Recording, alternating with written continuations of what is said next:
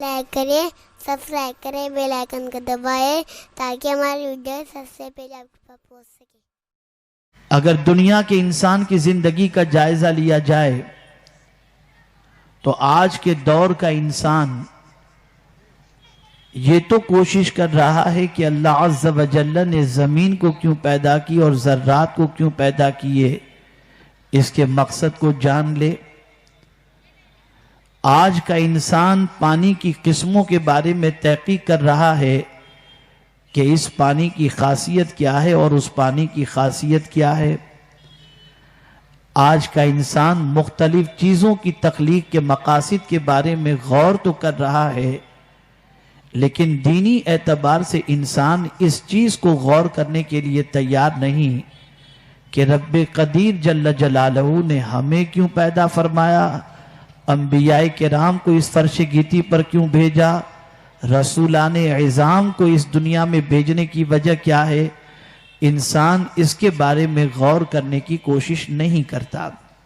اور نہ جاننے کی کوشش کر رہا ہے۔ میرے پیارے آقا صلی اللہ تعالی علیہ وسلم کے پیارے دیوانوں، جب پروردگار اتنے انسانوں کو پیدا کیا اور کر رہا ہے اور کرتا رہے گا، تو خاص طور پر انبیاء کی جماعت کو، رسولوں کی جماعت کو پیدا کرنے کی وجہ کیا اور رسولوں کو بھیجنے کی وجہ کیا، اسے سمجھنا آج کے دور کی بہت بڑی ضرورت ہے۔ سب سے پہلے تو یہ چیز ذہن کے اندر محفوظ کر لیں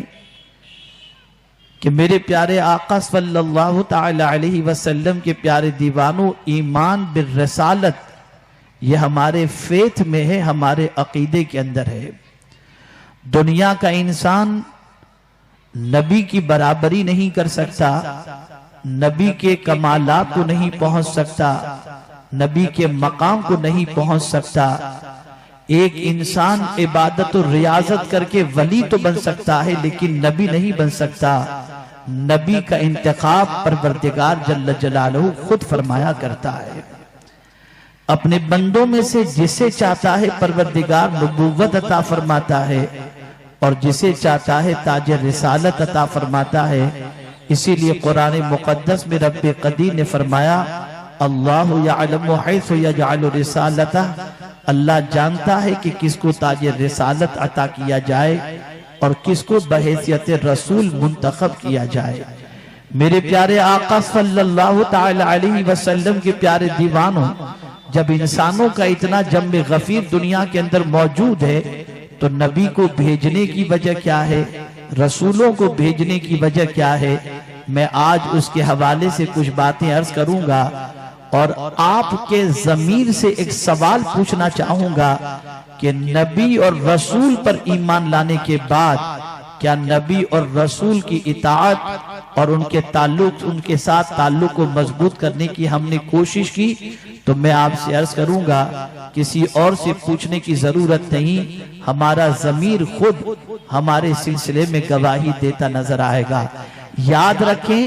جتنے بھی انبیاء و رسول تشریف لائے وہ کسی علاقے کے نبی بن کر آئے، کسی علاقے کے لیے نبی بن کر کے تشریف لائے، کسی قوم کے لیے بن کر کے آئے،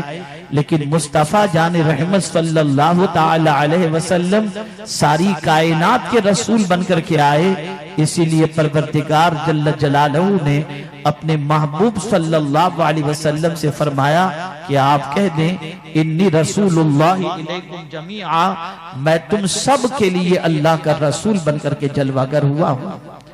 سرکار زمین کے بھی رسول ہیں، سرکار چاند کے بھی رسول ہیں، سرکار آسمان کے بھی رسول ہیں، سرکار شجر کے بھی رسول ہیں، سرکار حجر کے بھی رسول ہیں۔ جس کا رب قدیر جل جلالہ رب ہے اس سب کے مصطفیٰ جان رحمت رسول ہیں۔ میرے پیارے آقا صلی اللہ تعالی علیہ وسلم کے پیارے دیوانوں، اب آئیے ہم سمجھنے کی کوشش کریں، ہر امت میں پروردگار نے ایک رسول بھیجا، قرآن مقدس اس کی گواہی دیتا نظر آتا ہے، اور رسول بھیجنے کے مقاصد کو بھی قرآن مقدس نے بیان فرمایا۔ اب آپ دیکھیں، ایک انسان آپ ہیں، ہم دنیا میں زندگی گزارتے ہیں، ہمارے پاس عقل و شعور موجود ہے، لیکن اگر ہم اپنی مرضی سے زندگی گزاریں تو ہمارے اندر کوئی کمال پیدا نہیں ہو سکتا. اپنی طبیعت کے مطابق زندگی گزاریں ہم میں کوئی خوبی پیدا نہیں ہو سکتی. ہم اپنی من کے مطابق زندگی گزاریں تو ٹھوکریں کھاتے نظر آئیں گے. ہمیں رہنما کی ضرورت ہوتی ہے, ہمیں ایسے کی ضرورت ہوتی ہے جو خیر و شر کی تمیز ہمارے اندر پیدا کر سکے اور بتا سکے کہ یہ بھلا ہے یہ برا ہے. ایک باپ اپنے بیٹے کے لیے خیر و شر کی تمیز کا جو ہے وہ رہنمائی کرتا ہوا دکھائی دیتا ہے, لیکن ایسا بھی ہوتا ہے کہ باپ کی سچویشن یہ نہیں ہوتی کہ وہ اپنے بچے کو علم کے زیور سے آراستہ کر سکے. باپ اگر پڑھا لکھا نہیں تو اپنے بیٹے کو علم کے زیور سے آراستہ نہیں کر پاتا. اب اس بچے کو علم کے زیور سے آراستہ کرنے کے لیے اسکول بھیجا جاتا ہے,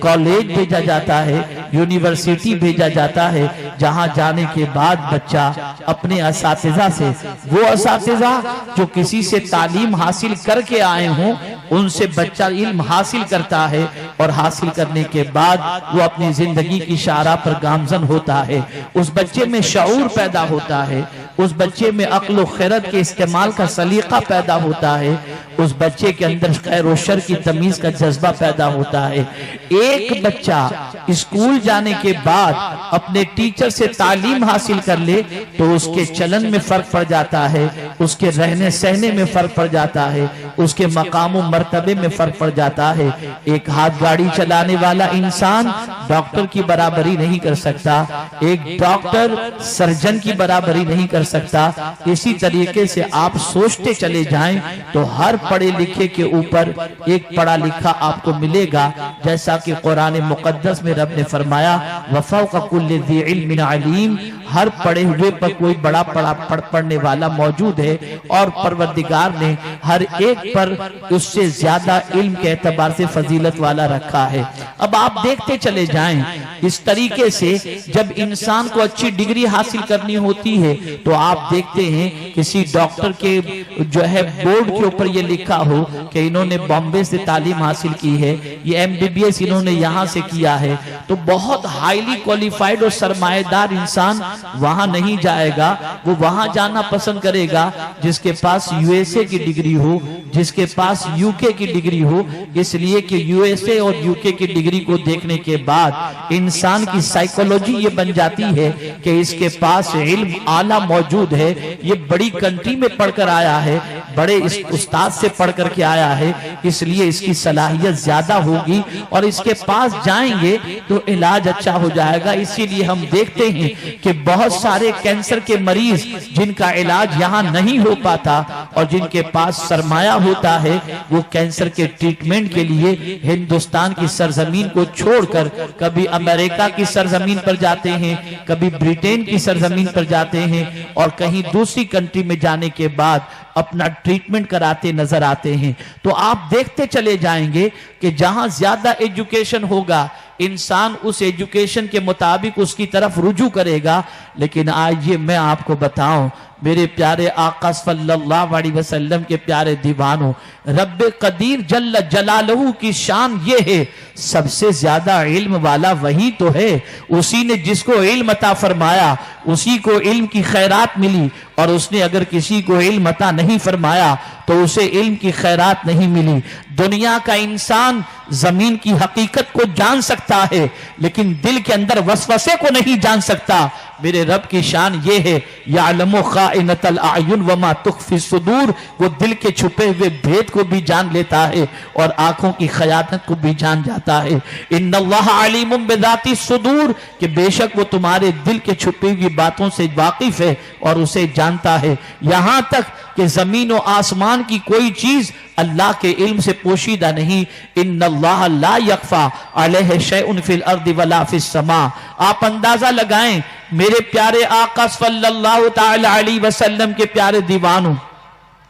دنیا کا انسان اگر امریکہ میں تعلیم حاصل کر لے بڑے سائنٹسٹ کے پاس تعلیم حاصل کر لے، بڑے اسکالر کے پاس تعلیم حاصل کر لے، انسان اس انسان کو بڑا جانتا ہے، لیکن آپ مجھے بتائیے جس رسول نے براہ راست خدا سے علم حاصل کیا ہو اس رسول کا مقام کتنا عرف و اعلیٰ ہوگا۔ رسول کسی انسان سے نہیں پڑھے، کسی درسگاہ میں قدم نہیں رکھا، کسی یونیورسٹی میں حضور نہیں گئے، لیکن علم ایسا کہ 1400 سال کے گزر جانے کے بعد جو ریسرچ کر کے پیغمبر اعظم نے دنیا کے سامنے 1400 سال پہلے پیش کیا تھا، اسی ریسرچ کو دنیا آج تسلیم کرنے پر مجبور ہو رہی ہے۔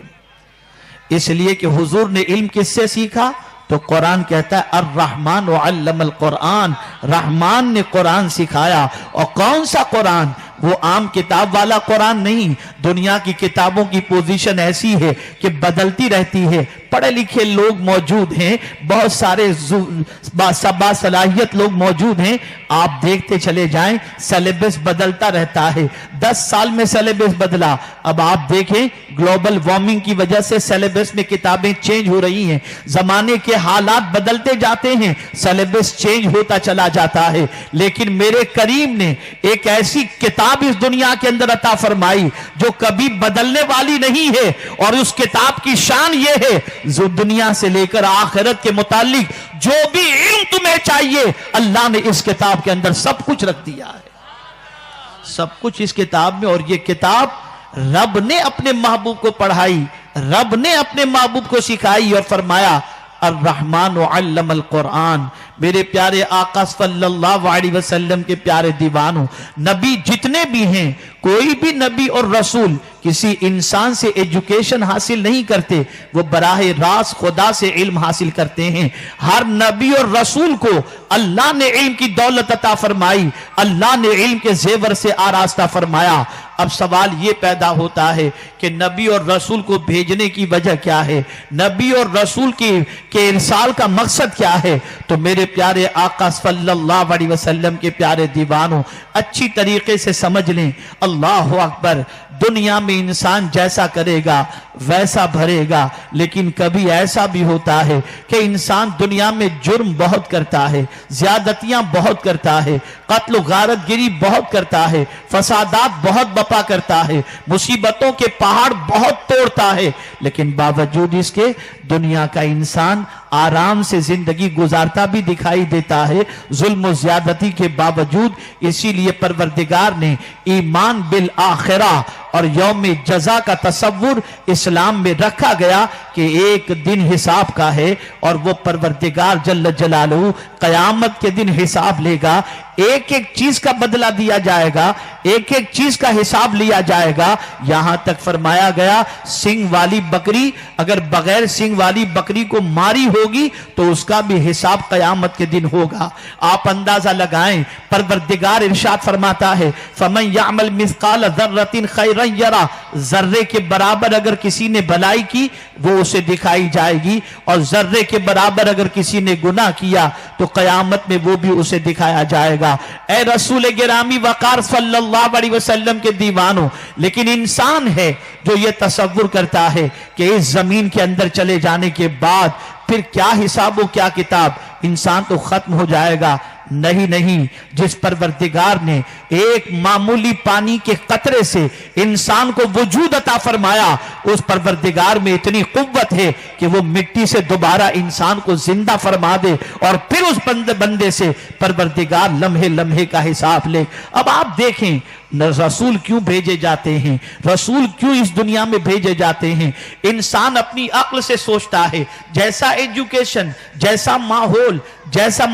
انوائرمنٹ، اس کے مطابق انسان سوچتا ہے، لیکن نبی کی سوچ مختصر نہیں ہوتی۔ نبی جو بھی کیا کرتے ہیں، جو بھی سوچا کرتے ہیں، یہ قدرت کے بتائے ہوئے علم کے مطابق سوچا کرتے ہیں۔ اب آئیے میں آپ کو بتاؤں، میرے پیارے آقا صلی اللہ تعالی علیہ وسلم کے پیارے دیوانوں، وہ عام انسانوں کی طرح نہیں ہوتے بلکہ انسانوں میں ممتاز ہوتے ہیں۔ ایک بات یاد آ گئی تو عرض کرتا ہوا چلوں، اللہ اکبر، آخری پیغمبر کی حیثیت سے میرے آقا صلی اللہ علیہ وسلم اس فرش گیتی پر تشریف لائے. پروردگار کے علم میں یہ بات ہے کہ رسول اعظم کا دور ایسا دور ہوگا کہ ان کے بعد تو کوئی نبی آنا نہیں, لیکن سائنس ترقی کرے گی, ایجوکیشن بڑھے گا, ریسرچ بڑھے گا, ٹیکنالوجی کا دور آئے گا, اور پھر سچویشن ایسی ہوگی کہ ایک انسان ایک چھوٹے سے موبائل کے ذریعے کہیں بھی بیٹھ کر ہزاروں کلومیٹر کے ڈسٹینس پر بیٹھنے والے انسان کی آواز کو